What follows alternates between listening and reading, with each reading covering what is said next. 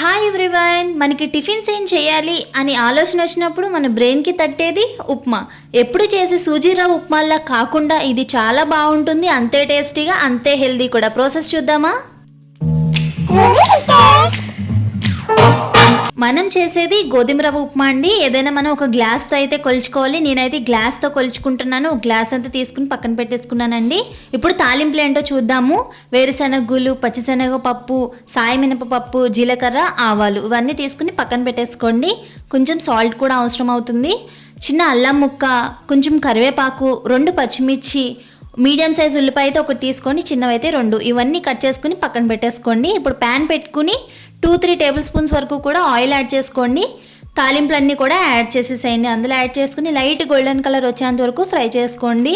ఈ రవ్వని గోధుమ రవ్వ అంటారండి, దొడ్డి రవ్వ అంటారు, కొన్ని ప్రాంతాల్లో బన్సీ రవ్వ అని కూడా అంటారు అనమాట. ఇవి లైట్ గోల్డెన్ కలర్ వచ్చిన తర్వాత తాలింపులు, ఇప్పుడు కరివేపాకు కూడా యాడ్ చేసేసేయండి. కరివేపాకు లైట్గా చిటిపట్లు ఆడిన తర్వాత అల్లం యాడ్ చేసుకోండి, కట్ చేసింది.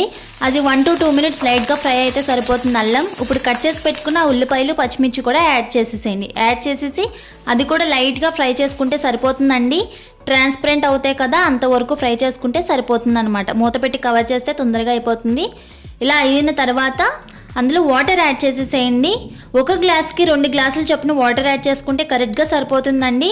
మీకు ఇంకా అది పొడి పొడిలాడుతూ రావాలి అంటే కనుక 1.5 గ్లాస్ యాడ్ చేసుకుంటే సరిపోతుందండి వాటర్ అనేది.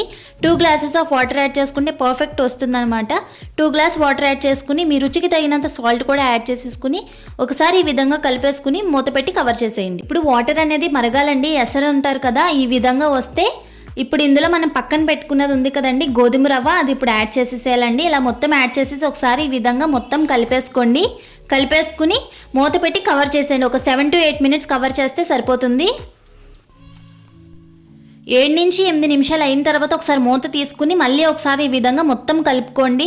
రవ్వ అనేది ఫ్రై చేసుకుని వండుకోవాలంటారండి, పొడి పొడిలాడుతుంది అప్పుడే అంటారు. కానీ ఈ ప్రాసెస్లో చేసినా సరే చాలా విడివిడిగా వస్తుందండి. పొడి పొడిలాడుతూ బాగా విడివిడిగా కూడా వస్తుంది. ఈ విధంగా కలిపేసుకుని మళ్ళీ మూత పెట్టుకుని కవర్ చేసేసి మళ్ళీ ఒక 7 నుంచి 8 నిమిషాలు కవర్ చేసి మూత తీసి ఈ విధంగా ఒకసారి మొత్తం కలిపేసుకుంటే ఉప్మా అనేది రెడీ అయిపోతుందండి.